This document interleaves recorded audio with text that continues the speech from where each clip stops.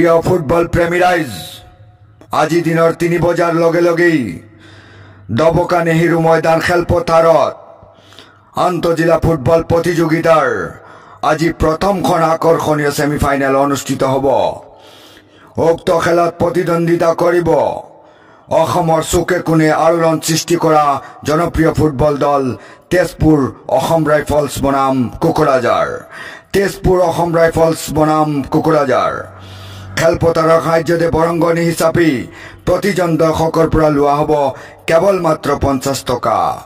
গতিকে উক্ত খেলখন উপভোগ কৰিবলৈ আপোনালোক সমূহ ৰাইজৰ উপস্থিতি একান্তভাৱে কামনা কৰা হল।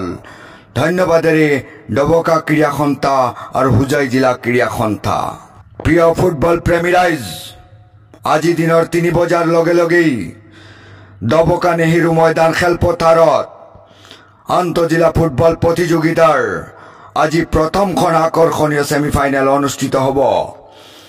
উক্ত খেলত প্ৰতিদ্বন্দ্বিতা কৰিব অসমৰ চুকে কোণে আলোড়ন সৃষ্টি কৰা জনপ্ৰিয় ফুটবল দল তেজপুৰ অসম ৰাইফলছ বনাম কোকৰাঝাৰ।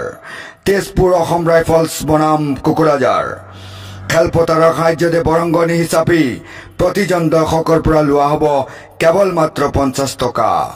গতিকে উক্ত খেলখন উপভোগ কৰিবলৈ আপোনালোক সমূহ ৰাইজৰ উপস্থিতি একান্তভাৱে কামনা কৰা হল।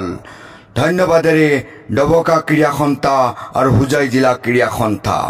প্ৰিয় ফুটবল প্ৰেমী ৰাইজ আজি দিনৰ 3 বজাৰ লগে লগেই ডবকা নেহেৰু ময়দান খেলপথাৰত আন্তঃজিলা ফুটবল প্ৰতিযোগিতাৰ আজি প্ৰথমখন আকৰ্ষণীয় সেমিফাইনেল অনুষ্ঠিত হ'ব। উক্ত খেলত প্ৰতিদ্বন্দ্বিতা কৰিব অসমৰ চুকে কোণে আলোড়ন সৃষ্টি কৰা জনপ্ৰিয় ফুটবল দল তেজপুৰ অসম ৰাইফলছ বনাম কোকৰাঝাৰ। তেজপুৰ অসম ৰাইফলছ বনাম কোকৰাঝাৰ খেলপথাৰৰ সাহায্যতে বৰংগনী হিচাপে প্ৰতিজন দৰ্শকৰ পৰা লোৱা হ'ব কেৱল মাত্ৰ 50 টকা। গতিকে উক্ত খেলখন উপভোগ কৰিবলৈ আপোনালোক সমূহ ৰাইজৰ উপস্থিতি একান্তভাৱে কামনা কৰা হল।